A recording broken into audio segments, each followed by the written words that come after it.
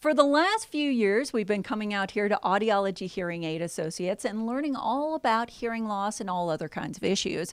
Well, now we're coming out here and we're talking to the audiologist himself about his own hearing loss. And Danny, I heard from your wife that you were actually in denial about it in the beginning, even though you're an audiologist. Tell us your story. I'll take that with a grain of salt, but it's probably true. When I was growing up, I was like all other kids. We were around cherry bombs and M80s and things like that were loud and probably loud music. Plus, I was an avid hunter when I was a kid. I lived right on the Ohio River, and I did my homework on the school bus so I could get home and grab my shotgun and go hunting. And in those days, we didn't know anything about loud noise affecting hearing loss. And so I did that all the time that I was growing up. And I had no idea about audiology or hearing loss at that point in my life. So eventually I became an audiologist. Had nothing to do with hearing loss at that time.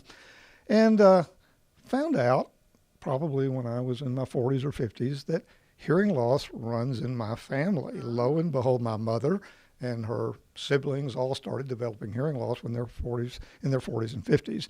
And typically hereditary hearing loss is probably a predisposition, which I didn't know I had when I was a kid. So I probably had weak ears. So probably in my 40s, I started missing things. I would say something to a waiter and my wife would look at me and say, "Why did you tell him that? That's not what he said." Or if I was teaching a class at church or at college, I would have to walk closer to the people in the class because I was having a little trouble. And my wife kept telling me these things, and I guess I was in denial because I would just say, "I think I hear fine," which is very typical of most men that have hearing loss. They are in denial, and they say my hearing is fine when it's not. Finally, my office staff started telling me the same thing. And then I realized, well, they don't have an axe to grind, so maybe there's really something to this. And sure enough, I have a gradually progressive hearing loss in both ears, for which I wear hearing aids. And it's made a big difference in my life. So now I'm careful. Now I use my hearing protection. Now I'm careful of the medicines that I take. I monitor my hearing on a regular basis. I keep my hearing aids in good working condition, and it has really had a major impact on my life.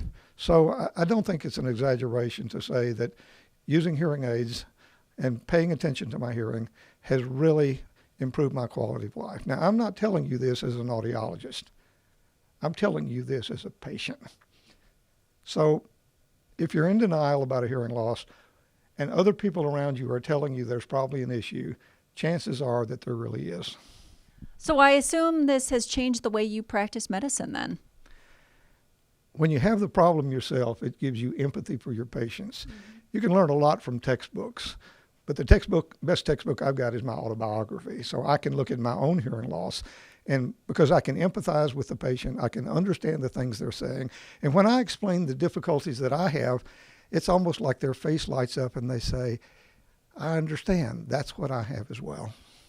And to learn more, you can always call the folks at Audiology Hearing Aid Associates in Lynchburg area. Give them a ring at 434-528-4245.